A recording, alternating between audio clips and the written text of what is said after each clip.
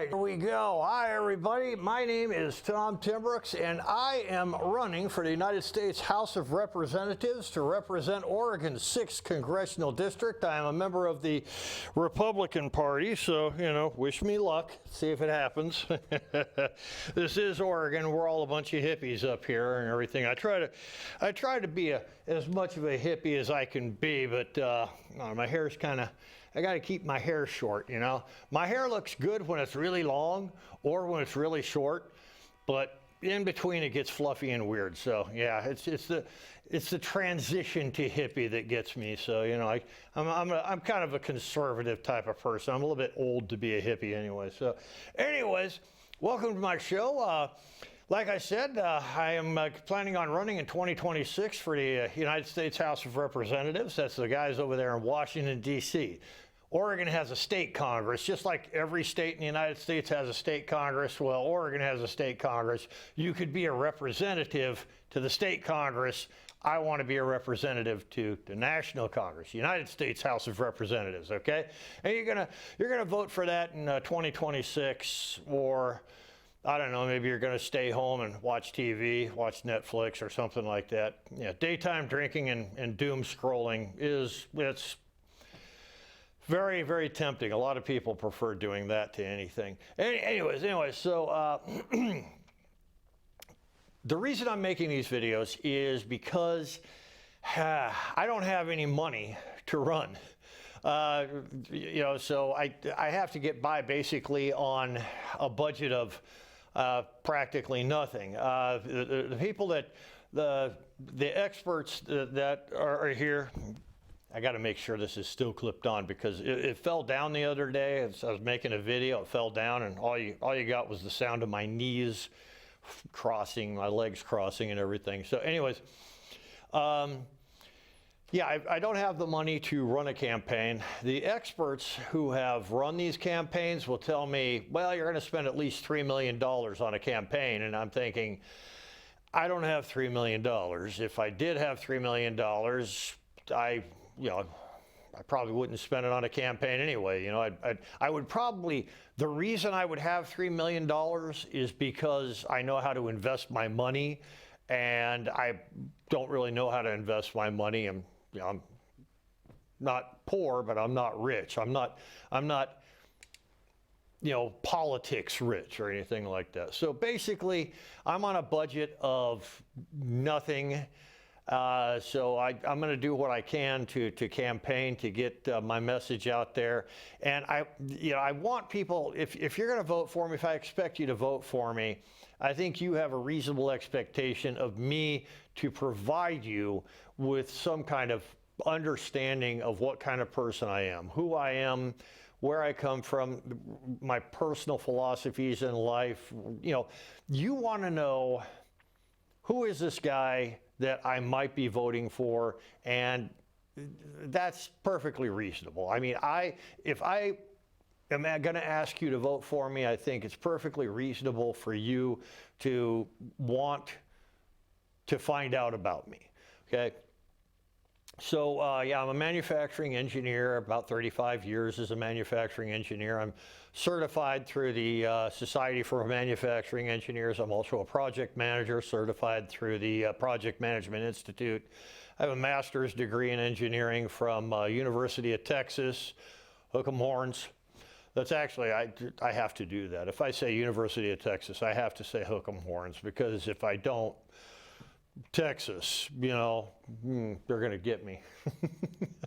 But anyway, so week by week, I put on these little shows, and I like to talk about certain things that I've noticed during the week, my reaction to certain things. And for this week, something I've been noticing a lot lately is that there is a lot of hate that has been generated towards the Islamic community, the Islamic faith.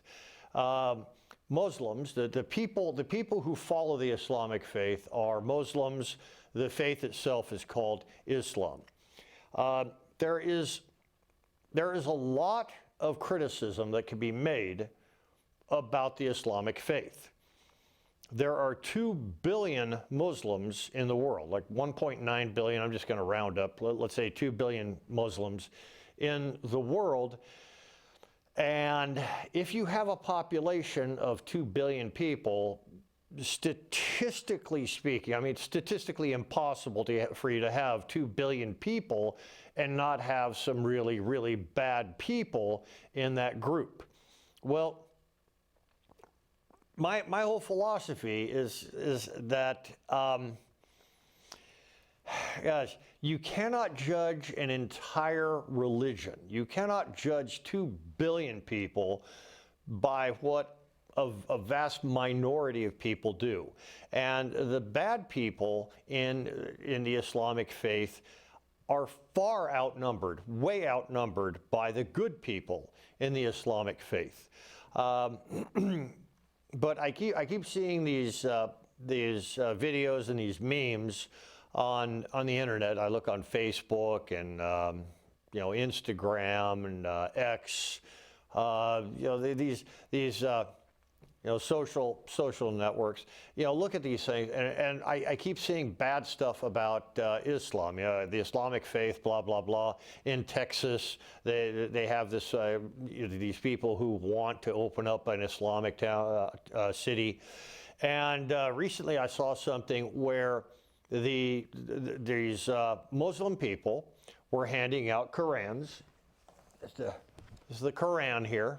Well, it's not the Quran. It is a Quran. Okay, I got this. Some really nice guy. I went down to the Salem Islamic Center a few months ago. I met the imam down there. Really nice guy. Really nice guy. I was welcomed into the mosque. They offer, would you like to sit down and pray with us and everything? And I was a very nice person. Very nice people down there, and free Quran. You can't beat the price. It's great, and you can tell by all the little pages in here. I've been looking through it, and one of the things that upset people in Texas, here's a high school, and you had these Muslim people outside the high school offering free Qurans. Would you like a Quran? Here, it's free. Just go ahead and check out this free Quran. It's free. You can't beat the price. Take it home, read it, don't read it. But the important thing is, the value is you have the ability to enlighten yourself. And there were a lot of people in Texas who saw that as an intrusion. This is an intrusion. You are bringing your evil Quran over to my children's school when we're all Christian and like that. And I didn't see it that way. Okay, now I wasn't there, so I can't judge what was happening. I don't know exactly what was happening or exactly the dynamic, but I will say this: the Muslims that I have met seem to be the kind of people who keep to themselves. They don't really go around saying, "I'm Muslim, join the Muslim Brotherhood or die." I've never had anybody threaten to kill me if I don't become Muslim or anything like that, and so I do some research into the Quran, and the things that I hear people saying about the Quran are generally untrue. Okay, and see, since there's a pretty good sized population of Muslim people in Oregon's 6th Congressional District, and if I do get elected, I will be representing Oregon's 6th Congressional District in the United States House of Representatives. I want to represent everybody in my district. Christian, Mormon, we've got a lot of Mormons up here also, Muslim, Hindu, Buddhist, Jewish, whoever you are, I want to represent you. And I want everybody in my district to understand I have a firm grasp of the First Amendment to the Constitution. And part of that First Amendment is that Congress shall pass no law regarding freedom of religion. Okay, it's pretty simple. It's out there. Congress shall pass no law regarding freedom of religion. Okay? You have the right to believe whatever religion, worship whatever deity, whatever God you want. Now this is Article 6 of the Constitution sets the United States Constitution as the supreme law of the land. Every place in the United States of America is required to uphold the United States Constitution. The principles of the Constitution of the United States is the supreme law of the land for every place in the United States. No state can create any kind of law regarding freedom of religion. And I have heard people say Islam should be outlawed. Well, we can't outlaw Islam. It's against our principles. It's against our Constitution. America's founding document, the Declaration of Independence, is the one that guarantees, well, it says all people have the right to life, liberty, and pursuit of happiness. Pursuit of happiness is religion. Your particular religion is your pursuit of happiness. It's your life, your liberty, pursuit of happiness. Religion is there.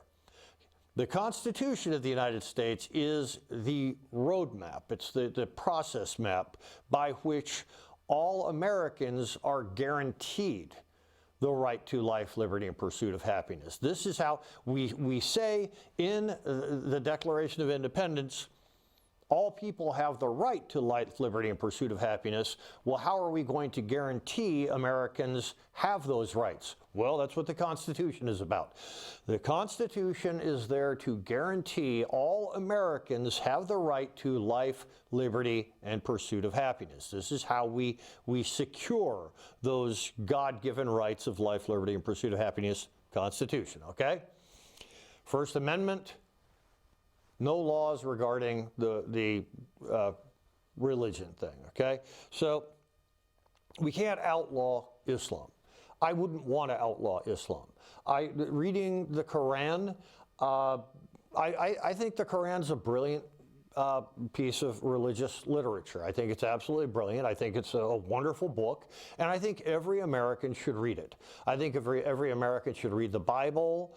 I think the Quran, whatever religious literature you are referring to, and if you're going to say something, if you're going to say, well, this particular piece of religious literature says this, that, and the other thing, you should at least find out if that piece of literature does say that particular thing. Okay, I mean, it's called, as an engineer, it's called performing due diligence.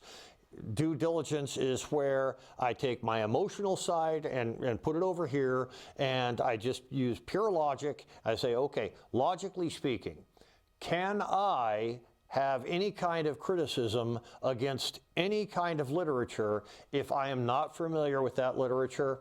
No, I cannot. Okay, so any person who has not looked at the Quran, who has not read the Quran, should not be somebody that is listened to by the general public. But the problem is so many people are out there, and they're putting out their videos, their memes, and like that, and they're criticizing the Quran, they're criticizing Islam, they're saying all kinds of horrible things about Islam without actually performing their due diligence. Well, as a representative of the United States government, it would be my duty to perform that due diligence before actually making any kind of judgment on any kind of literature. So one of the reasons I want to put this together, and let me get on with my slides here, okay? And there's me. I know, I'm great looking. I want to make Oregon's 6th Congressional District America's greatest congressional district. I've got plans. I'm going to make something happen there. Good intention, wise minds, and Muslim Americans. That's what I'm calling this one right now. See, the the people who are putting these videos out, and I got a slide here, the one that kind of motivated me to do this, Javier Du Rosario, I don't know. He has these really, really entertaining videos, and I want to say these are just seven people I picked. I saw them. I see them all the time putting out their videos. The Noon Report, Every Day, all these people. I love their videos. I am not putting them on here to make them look bad or anything. I love their videos. Their commentary is brilliant. It's insightful. I absolutely love everything they do. I don't want them to stop doing what they do. Sometimes they can be a little bit judgmental. Like Valentina for Congress. She is a person who lives in Texas, and she is a very, very spiritual person. She loves Jesus. She's very religious. She's got to defend the Christian faith and so forth. And she sees the Islamic faith as an intruder. She sees, make sure, yep, it's still there. She sees the Islamic faith as dangerous to America. And, this is something that I kind of want to warn against. Okay, the whole nature of this video is going to be perform your due diligence, or I should say the theme of this video is going to be perform your due diligence before you make any comment. Before you condemn, find out as much as you can about whatever you're condemning. Okay, so once again, I want to stay. I'm nothing. I make these slides up, and I tend to talk around them and everything. I got to follow the slides. I got to remember to follow the slides. Okay, so here you have these 7 commentators, and there's probably about 15 or 20 that I follow. And these guys are great. The Warwick Report, really terrific. Patriotic Peach, great. Yeah, all these people are terrific, and I follow them, listen to everything they have to say, and I know a lot of other people do follow them. So you've got many, hundreds of thousands of people following these people. So anytime there is this much influence from people, they're going to be able to influence elections. They're going to be able to influence public opinion. And public opinion, the problem, it's like a freight train. Once public opinion has been influenced in one direction, it's very difficult to change that direction, to steer that thing. Public opinion is a very big, very large ship to steer. Okay, it's so if an influencer is going to create public opinion or try to steer public opinion, whatever they're saying really needs to be thought out. It needs to be looked into. We need people to, they have good intentions, okay? Like I said in the title of this video, good intentions. Those good intentions, they said the road to ruin is paved with good intentions. These people have the best of intentions. They want to alert the world to the bad side of Islam. And I understand why you would want to do that. Islam, like I said, there's 2 billion Muslims in the world, and a lot of them are coming into America. They're coming into Europe and England and all these places. They're migrating there, and the Islamic faith and all over the world is like, well, I mean, if you want them coming to your country, go ahead and take them. You're going to get bad people. Okay, if you have 1 million people migrating to your country, statistically speaking, it's impossible to have 1 million people come into your country without some of them being bad. You cannot judge the Islamic faith by a few bad people. The Islamic faith has been around a very long time, 1,500 years or so. There are a lot of very decent people who follow the Islamic faith, a lot of really decent Muslim Americans out there. They've been with us for a long time. So I would hate to see, as a representative, I would hate for any of the constituents in any district anywhere to suffer because public opinion has been directed in a way that causes them any kind of pain, any kind of harm. This is what we want to avoid as representatives. We want to avoid creating problems. We want to solve problems. We want to fix things. We want to make sure everybody in America has the right to life, liberty, and the pursuit of happiness. It's what the Constitution's all about. It's what the government's all about. So whenever I see these people, Javier is hilarious with his stuff, really like his stuff. He's very influential. The President of the United States recently gave him a point and a thumbs up, which absolutely, love that. And the rest of these people doing a great job and everything. I just, I kind of want to get a message to everybody who is saying anything about the Islamic faith. Due diligence is critical, especially when you're directing public opinion. Due diligence is very, very important. We want to avoid any kind of harm. This is where, like I said, good intentions, the road to ruin is paved with good intentions. You have the best of intentions. A lot of you used to be Democrat, you used to be liberal, and you got sick of the Liberal Party, you got sick of the Democrats, whatever you saw over there that was bad, and so you come over to the Republican Party, and you want the Republican Party to do great, and you have terrific intentions in helping the Republican Party. I'm going to try to give you some advice as an old man who has seen a lot of things. I'm going to give you advice on how to develop your skills, how to utilize your good intentions properly so that the Republican Party is not led to ruin. Okay, we don't want the Republican Party to be ruined with good intentions. We want to take those good intentions, utilize them by providing direction, wise, considered direction. Okay, and this coming from an old man who has made a lot of mistakes in my life, a lot of mistakes. So listen to what I say. Okay, so let's go ahead and start this up.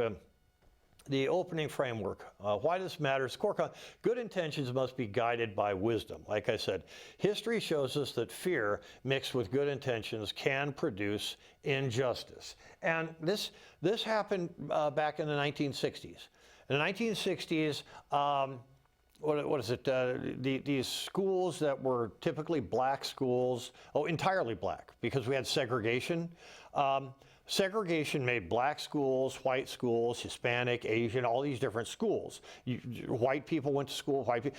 Desegregation was feared. People, I mean, the people who wanted white schools only, they wanted no segregation, they felt that this was the proper thing to do. Now, looking at it historically, we see that desegregation is the worst possible thing to do.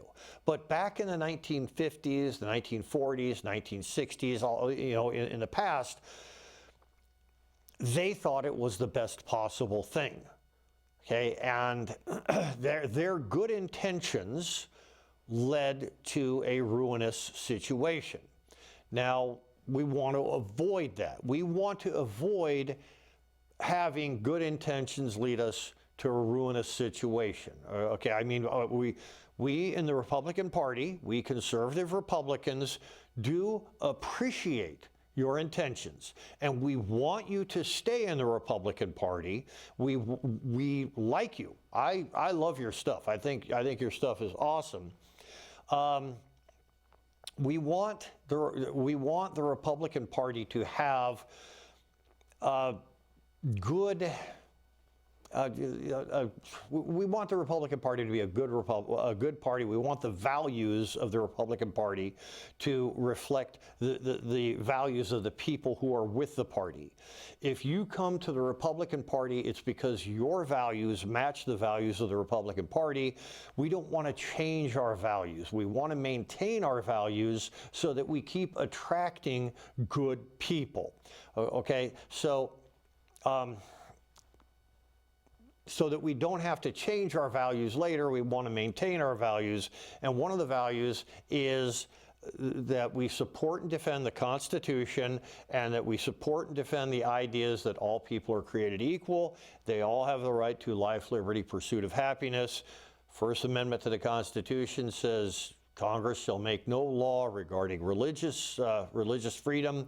So we as conservative Republicans want to make sure that those values are upheld. We don't want anybody in the Republican Party who does not share those values: the Constitution, freedom, the right of all people to life, liberty, and pursuit of happiness. Okay, so, and this is what I'm saying. History shows the fear mixed with good intentions can produce injustice, just like segregation in the 60s. The road to ruin is paved with good intentions, like I just said. Emotion without wisdom creates overreach. And this has been shown many times. Appreciation without agreement.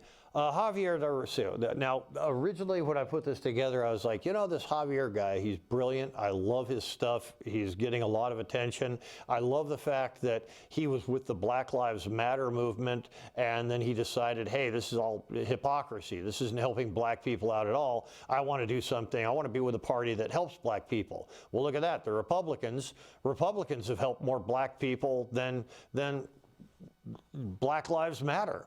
So why am I supporting Black Lives Matter when it's the Republicans that actually believe Black Lives Matter?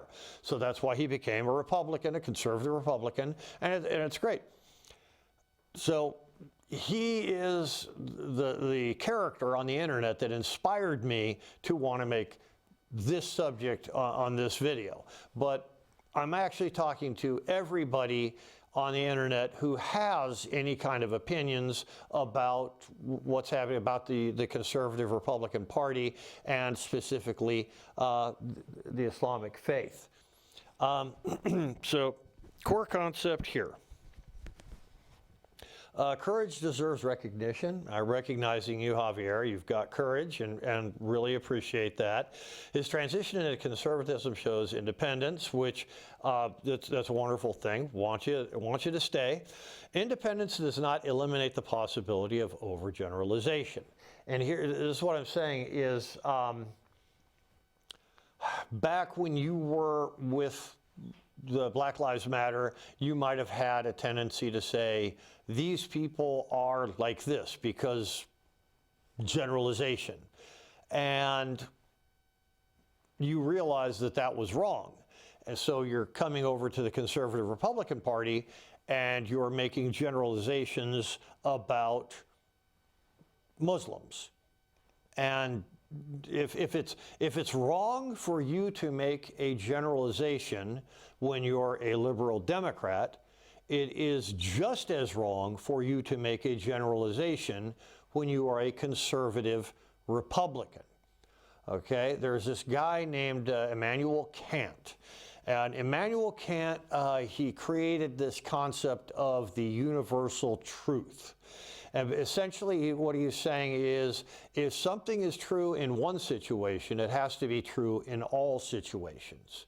So if you or anybody else who is supporting the conservative Republican agenda overgeneralizes, understand, Donald Trump won the popular vote, he won the electoral vote. So obviously, Donald Trump and the Republican Party is more popular right now than the Democratic Party.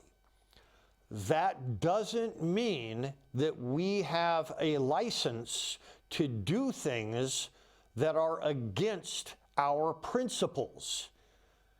Okay, that does not give you license to overgeneralize. You can't do that. Generalization leads to injustice. And we are all about justice in the Republican Party.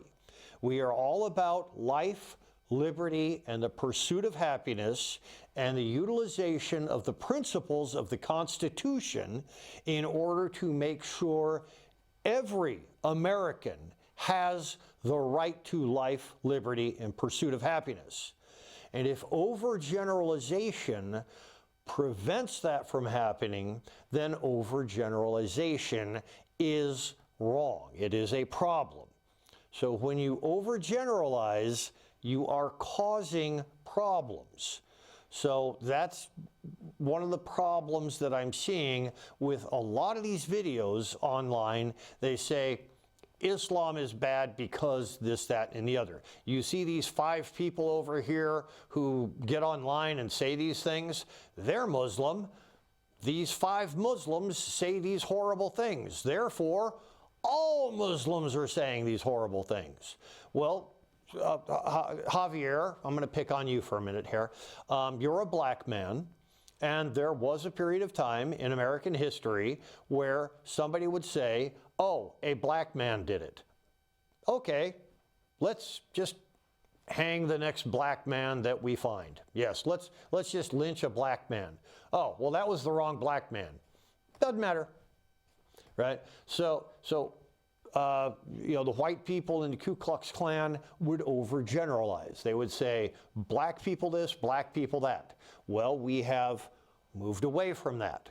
And the reason we moved away from that is because the Republican Party, the conservative Republican Party, was able to pass legislation that prevented people from making that overgeneralization.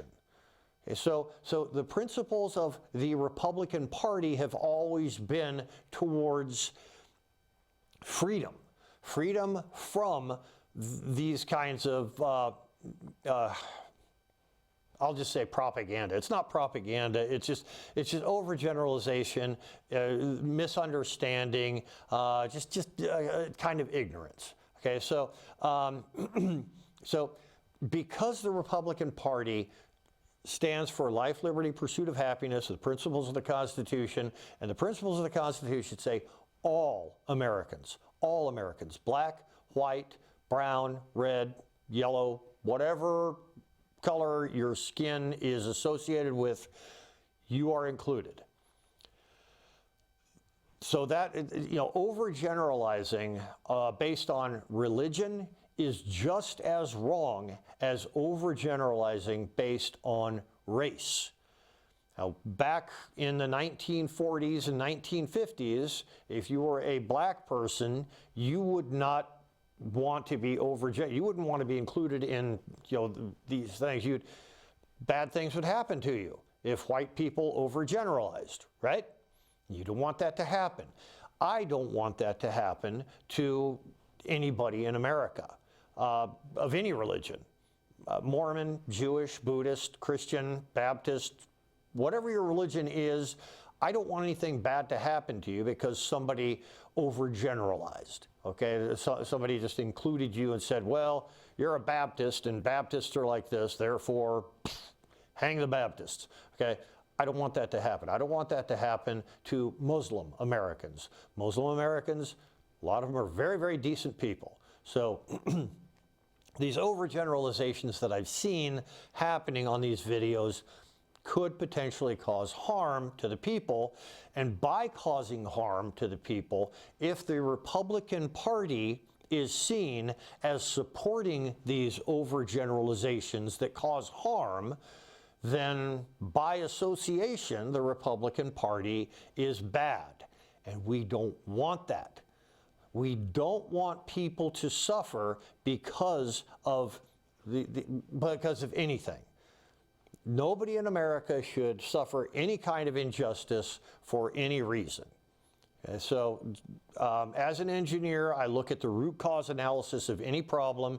If I see here, this problem is caused by people who just they put everybody in who is this way into one monolith and say, because these 5 people are like this, 2 billion people in the world are like this. And that just does not seem right. Okay, so as a conservative Republican, the party that I associate myself with the Republican Party because the Republican Party, generally speaking, supports the people's right to do things in spite of the overgeneralizations that occur. I keep using that word, overgeneralization. I hope I'm getting that across. So, anyways, the brain simplifies complexity. Violence by extremists, Islam is violent. That leap skips context, and that's what I've been talking about. Islam is not a monolith. The core concept, Islam has multiple sects and schools. Major branch, you have Sunni, Shia, Sufi, Ibadi, Reform movements. Theological differences do matter. The core concept, we do not treat Christianity as a single voice. You have Catholics, Baptists, Pentecostals, Orthodox. Consistency requires equal reasoning. Muslim presence in American history. And like I said, Muslims are not new to America. Muslims were among the enslaved Africans. They came, immigration waves began in the 1800s. Thousands served in the United States military. The contributions of Muslim Americans, you have doctors, engineers, business owners, military service members. Millions live lawfully and peacefully in the United States. The real problem here, the issue is radicalization, not Islam itself. Radical ideology often precedes migration. So we're going to talk about radicalization versus religion. Radicalization is ideological extremism. It occurs online, in failed states, and through propaganda networks. That's radicalization. Religion as the vehicle, the core. Extremists hijack religion, and that is what these radical Muslims are doing. This has happened in Christianity, Judaism, Islam, secular political ideologies. And when I look, these people, gotta make sure that thing's out there. These people who do this overgeneralization thing, they'll say, okay, look at this Muslim guy. Here is a Muslim person down in Australia. And this Muslim person down in Australia is saying, we are going to make Australia and the world into a Muslim planet. There will be no Christians, no this, that, and the other. Muslim, Islam only, that kind of thing, right? And that is scary. It is scary to think that all Muslims are like that. And guess what? Not all Muslims are like that. This guy is a very, very small minority. Same thing in the United States. The Muslims who migrated to the United States from all over the world, they aren't like that. They don't want, I mean, I'm sure that they would feel comfortable in an environment where everybody they talk to is the same religion, but I mean, who wouldn't? You know, I mean, we've got a big Mormon church. I live in McMinnville. It's a nice little town. Right up the street, big Mormon church, okay? The Mormon church, Mormon people go to the Mormon church, and they are doing Mormon stuff with other Mormons. I imagine it's because they feel comfortable. And of course, the Mormon people will come up to you. They wear their little badges, very well kept, clean individuals. They come up to you. Would you like to talk? Do you have a moment to talk about Jesus Christ of the Latter-day Saints? Well, no. I'm 62 years old. I barely have time to, spend the day doom scrolling or get in a workout or anything. So, yeah, I don't really have time for that stuff. I say, okay, but they don't come up to me and say, become a Mormon or we'll kill you, right? But they do come up to me and say, do you have some time to talk about Jesus Christ? No, I don't. I know what that's about. I'm gonna walk away. They aren't trying to overthrow the government. They aren't trying to destroy democracy. They aren't doing anything wrong at all. They're just offering an opportunity. Do you want to talk about Jesus? Hey, that's the same thing with the Muslim people in Texas. They're going out to the schools saying, hey, there is a lot of hostility towards Islam. And we kind of want to fix that. We want an opportunity to fix the hostility that people have towards Islam. We don't want people to have hostility towards Islam. Ask us questions. Ask us questions about the Quran. Ask us questions about what the Quran says. And we'll answer those questions, okay? So let me get back to my slides. European case study. Policy failure is not theology. Poor integration policy leads to parallel communities, social friction, and security challenges. And basically right there, you've got millions of people, like I said, millions of people, Muslims, who are migrating to Europe. And Europe said, okay, yeah, you can migrate up here, but they didn't really make any effort to tell these people, okay, this is the way we do things in Europe. This is the way we do things. This is the way we do things. You can't do this. You can't do this. You can't do this. Okay, so if you're going to allow people into your country, you should kind of acquaint them with what they should and shouldn't be doing. I get the feeling that wasn't really done very comprehensively in America or in Europe. So, these are the issues you're going to have.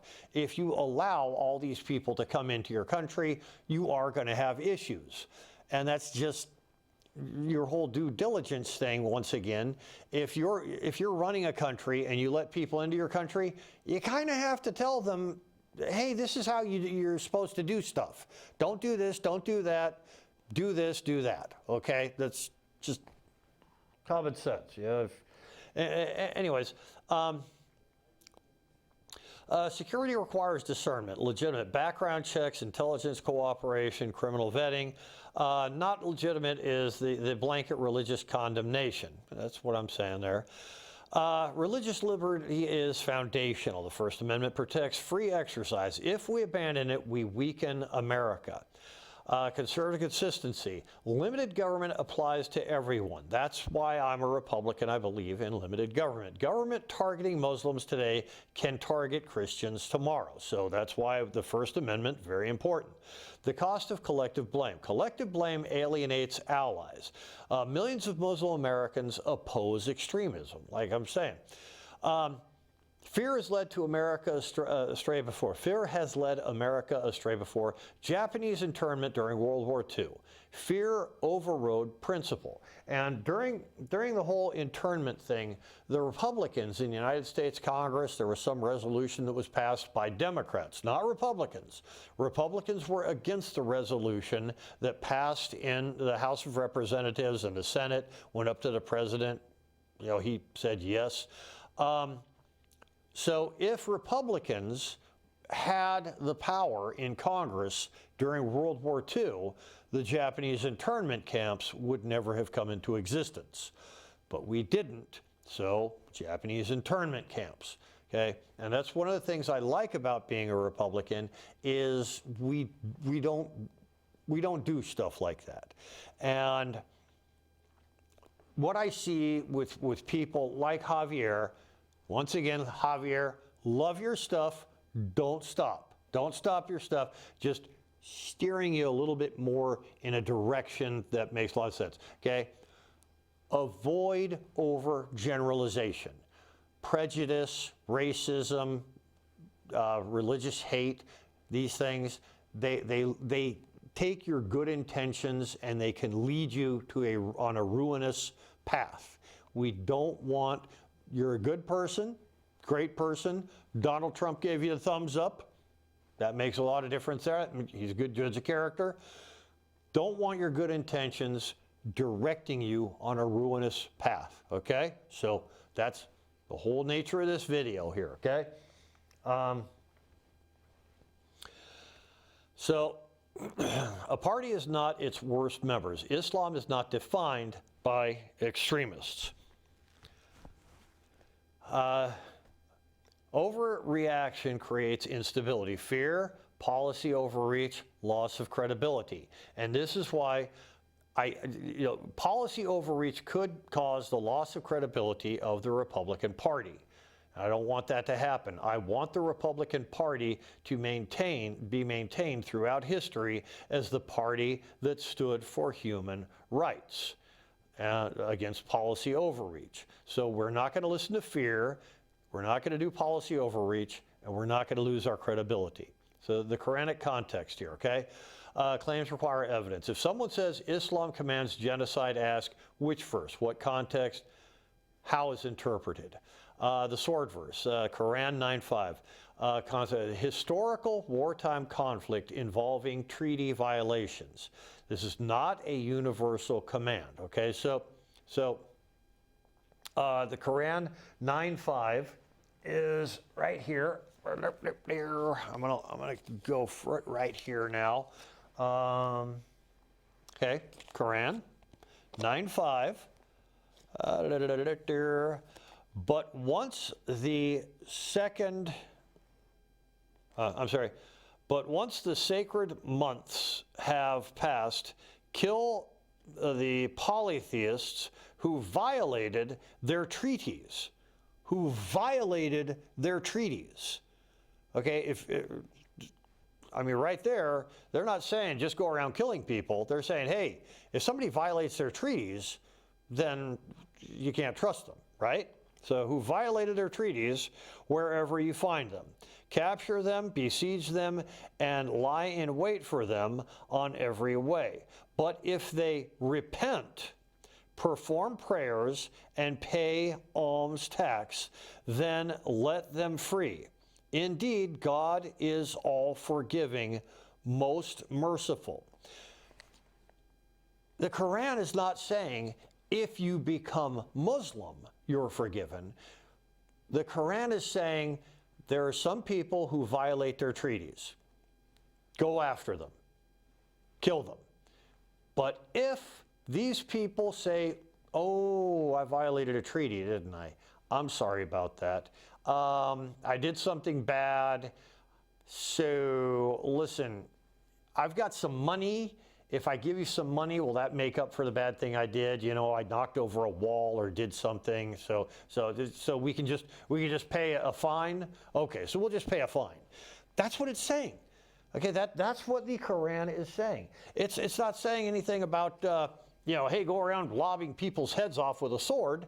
That's So there you go. Ancient texts contain wartime language, and there was a lot of war going on back a long time ago. Biblical Quranic texts both reflect ancient conflicts. Context defines meaning. Killing infidels. The word kafir means one who rejects. Quran 2:256 states, there is no compulsion in religion. And it says it right there.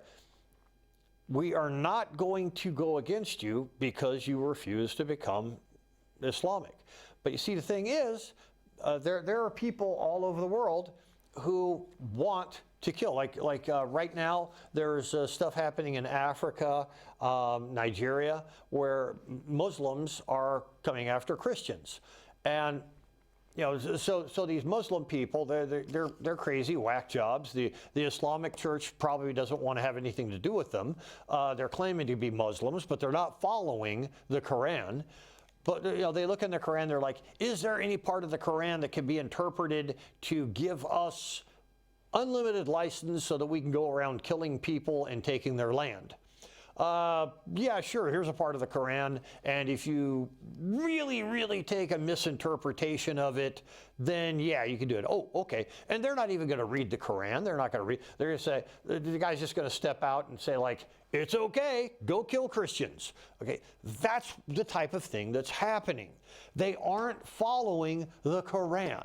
They aren't reading the Quran. They aren't doing what the Quran says. They are just going out and killing people, and they're presuming that the Quran is okay with it. Okay, so that is what's happening. They aren't getting text in the Quran that tells them to go ahead and doing it. They are misinterpreting what it says in the Quran so that they can go out and do whatever they want. See, that's the problem. That's the crazy whack jobs that the Islamic people and the Muslims in America don't want to have anything to do with them. They want to get out of Africa and come to America so that they don't have to follow those whack jobs over in Africa. See, that's why they want to migrate here, is because if they don't, they know they're going to be part of some crazy army that goes around doing bad things. Okay, so anyways, battlefield combat, ancient war language. This is not civilian instruction. This is the kind of thing that happened during a war. And 47.4, okay, 47.4, let me see, I got it right here, 47.4 in the Quran, okay, 4. So when you meet the disbelievers in battle, okay, this is a wartime thing. You meet the disbelievers in battle. You're going to have a war, okay? Strike their necks until you have thoroughly subdued them. That's the cutting their heads off thing, okay? Then bind them firmly. Later, free them, either as an act of grace or by ransom, until the war comes to an end. Wartime text, okay, wartime context, okay, that's what it's saying. Now, what do we have here? Battlefield, ancient war, yeah, so this is the whole beheading people thing. The Quran doesn't say go around cutting people's heads off. The Quran says in battle, this is what you do in battle, okay? So, and we say, hey, Islam is based on fear. The Quran contains warnings of judgment like other Abrahamic faiths, Judaism. It also repeatedly refers to God as the most merciful, the most compassionate. These phrases open nearly every chapter. So it is not based on fear. There are some Muslim extremists who say, believe or I will beat the crap out of you. But there are Baptists. There are Baptists out there who say, hey, if your kid misbehaves, you get a switch and beat the crap out of them, okay? That's a Christian religion. So the fact that somebody says go and beat your children or beat your wife or something, that doesn't necessarily mean that an entire religion is based on that kind of thing, okay? So Quran 4:23 explicitly prohibits marriage to mothers, sisters, aunts, nieces, and foster siblings. The incest claim is false. So you know, there's people in England who are like, okay, well, cousin marriage is happening throughout. Well, you know what? Throughout Appalachia, cousin marriage was kind of a thing for a while, and those are Christians. So sometimes if a population sees itself diminishing, they might find cousin marriages acceptable. As a scientist, as an engineer, I will tell you, incest is bad. I don't think I really have to go into why it's bad. You know, if you can hear a lot of banjo music in the background, lower your expectations, you know, so. Anyways, Quran 65:4 is debated among scholars. The Quran does not command child marriage. Modern Muslim majority countries set legal age limits. Cultural practice does not equal religious mandate. And that's the child marriage debate. You will see these Muslim people, you know, hey, I'm a Muslim guy. This is a 7-year-old girl. I'm going to marry her. That's not typical. That's twisted, that's messed up, it is illegal, and you know, the constitutional law would forbid that. So that can't happen. I mean, it can happen in the United States, but it's not going to be legal. Okay, so if it does happen in the United States, report it. That's definitely illegal. That person's going to jail. End of story. Okay, so Anyways, sexual assault claims. The Quran condemns sexual immorality. Extremist distortions do not represent mainstream interpretation. There are people in England apparently who hang out outside the bars and they wait for some drunk chick to come out. Apparently in Sweden and England, sexual assault cases have gone up like 300% or something like that. And yes, there are some Muslim people who do that. Well, sexual assault is illegal, so those people go to jail. It's as simple as that. That happens in America, those people should go to jail. If they're not going to jail, there's something wrong with the legal system where you live. So it's not Islam, it's your legal system. If you are allowing these sexual predators, if your legal system where you live is allowing sexual predators out on the street, then Islam is not the problem. Your legal system is the problem. Put those people in jail, throw away the key. It's that simple, okay? It's not Islam, it's your legal system. So, slavery existed globally in the 7th century. The Quran regulated it and encouraged emancipation. Modern Islam universally rejects slavery, but there are Islamic people out there who enforce slavery. I mean, we don't have it in America. Slavery is illegal in America. It's unconstitutional. We don't do it in America. And I mean, America is really the only place that we can police. Okay, so rest assured, if Muslims come to America, they will not be allowed to get into the slave trade. Okay, it's illegal, it's unconstitutional. If you see it, report it. And if it continues, once again, it's your legal system. Well, the legal system wherever you live has a problem. So fix that problem. The Islamic faith is not the problem, it's your legal system. Fix it, okay? So, ISIS, Al-Qaeda. These are political extremist movements using religion as justification. They do not represent 1.9 billion Muslims. Emotional mind, fear, anger, reaction. The logical mind, statistics, policy analysis. The wise mind, emotion plus logic equals discernment. And this is the wise mind. Human beings are emotional creatures that think logically. Decisions that occur out of pure emotion or pure logic are very often the worst possible decisions. In between the emotional mind and the rational mind is the wise mind. Now, whenever you make a decision about anything, let's say you find out that these Muslim people have done this thing, and yep, microphone's still there. Your emotional mind is going to say Islam bad, and then your logical mind is going to say something else. The wise mind is the part of your mind that resolves situations in a way that involves compromise. And compromise is really the key element in constitutional strategy.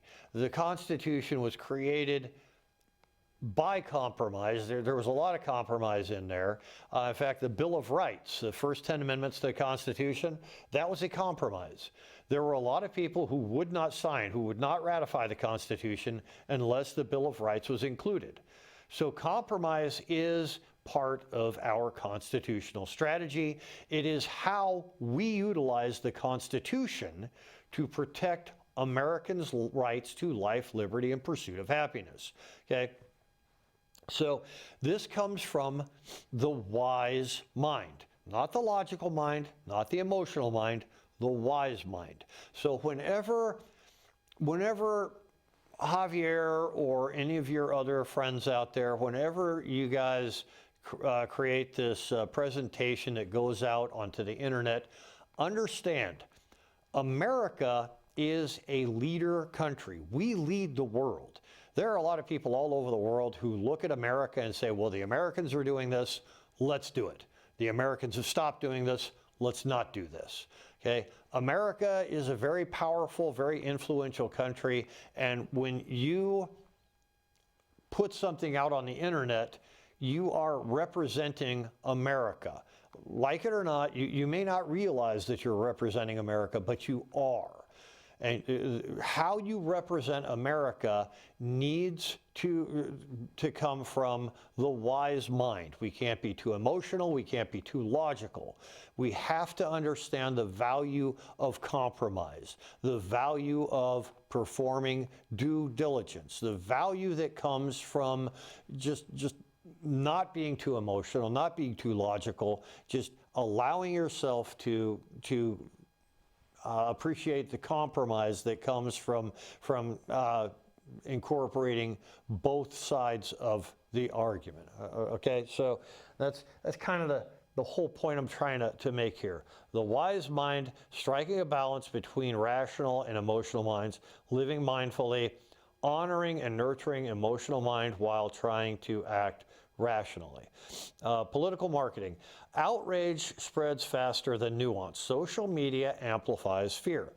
Outrage drives engagement. Engagement drives monetization. Nuance does not go viral. And essentially what I'm saying there is money is involved. Wherever money is involved, people are going to act in a way that drives monetization. We all have bills to pay.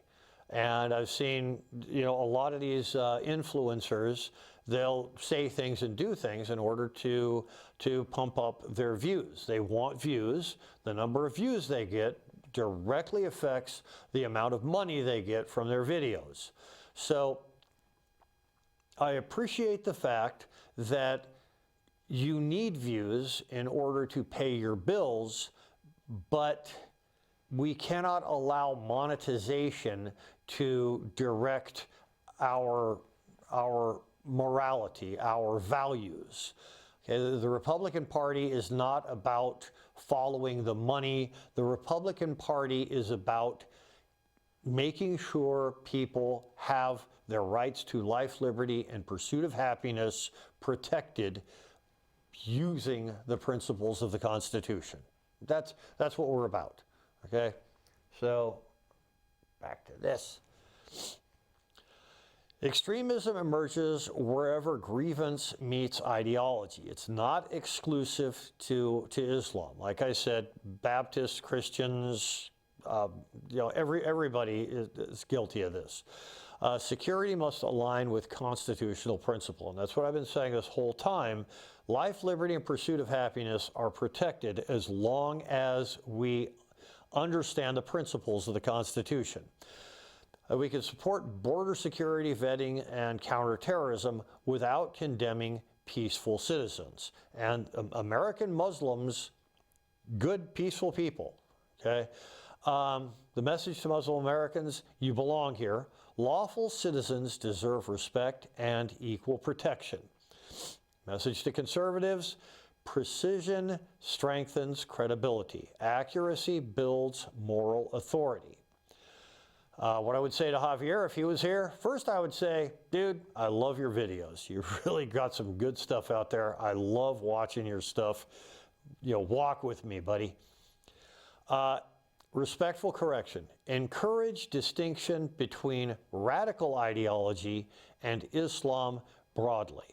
I have seen videos where Javier and the rest of these people, all of these people, not just Javier, I'm picking on you a little bit, Javier. I don't know if you're actually going to watch this video. I'm going to post it for you to watch. I hope you look into it, because you're a pretty influential person, and I would like for you to stay with our party.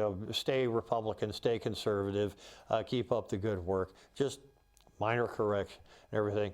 What I would say is, great videos, love your stuff, but just that, encourage distinction between radical ideology and Islam broadly. Like I said, I've seen all the people generalize, and overgeneralization, like I said, that is a problem. It can create prejudice, it can create hatred, it can create all kinds of emotional outcomes, emotionally driven outcomes, and we want to avoid that. We want the wise mind. In between the emotional and the logical is the wise mind. We want the wise mind to guide our decision-making process. Okay, so when we misinterpret others, we weaken our own argument. If we are conservatives, we must conserve truth. America is strong enough to defend itself without losing itself. We can secure our nation without condemning our neighbors. That is the difference between reaction and wisdom. So basically, okay, that's the raccoon of finished presentations. Basically, I'll say is perform your due diligence. Go to your Islamic center, get a free Quran. Check out the Quran. If anybody says the Quran says this, the Quran says that, I want you to go on Google and ask Google, hey, Google, does the Quran actually say this? And what Google will tell you, Google will say, the Quran doesn't actually say that. The reason people are saying that is because they're misinterpreting this, that, or the other part of the Quran. And if you actually read the Quran, just like any other religious text, you will find that, yep, still there. I clipped that baby on good.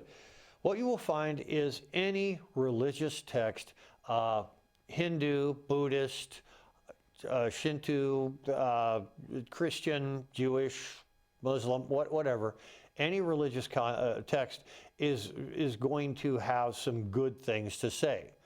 Okay, so go get yourself one of the free Qurans. They're handing them out in front of high schools. Go to the Islamic Center, talk to an imam. Just talk to an imam. They're not going to throw you off a building for whatever. Just talk to an imam. Say, hey, does the Quran say this? Quran say that? What do you generally preach? What is your religious prayer? Your prayer services, all this stuff. You will find that the Muslim people you talk to are decent, caring, good American citizens. They're business owners, they're intellectuals, they're doctors, engineers, computer programmers, all that stuff. And they aren't bad people. If you continue to overgeneralize, if you continue to say Islam is this, Islam is that, without doing your due diligence, you aren't doing yourself any favors. You're not doing the Republican Party any favors. Your good intentions are going to lead you on a ruinous path. And take it from a weird old man who has been on that path many times. Take my advice. Do your research. Perform your due diligence. That's really the whole nature of this video. That's all I want to say. Due diligence pays off in the long run. Okay, so back to my slides. That's all for today. Thanks for watching. These are my 10 major things that I want to do. I support President Trump for the Nobel Peace Prize, and I think Tulsi Gabbard for president in 2028. I think that she'll do a really great job. I like the idea of Tulsi Gabbard being president. I think if she runs, I'll vote for her. Make America great again, yeah, that's great and everything, but I am a Make Oregon 6th Congressional District America's greatest congressional district Republican. Mosk Dagtaga, that's what I got to say. So there I am again. I only had one really good picture of myself, so I'm going to use it on everything. I want to make Oregon 6th Congressional District America's greatest congressional district. I want to represent the 6th Congressional District in the United States Congress. Thank you for listening to me, and God bless.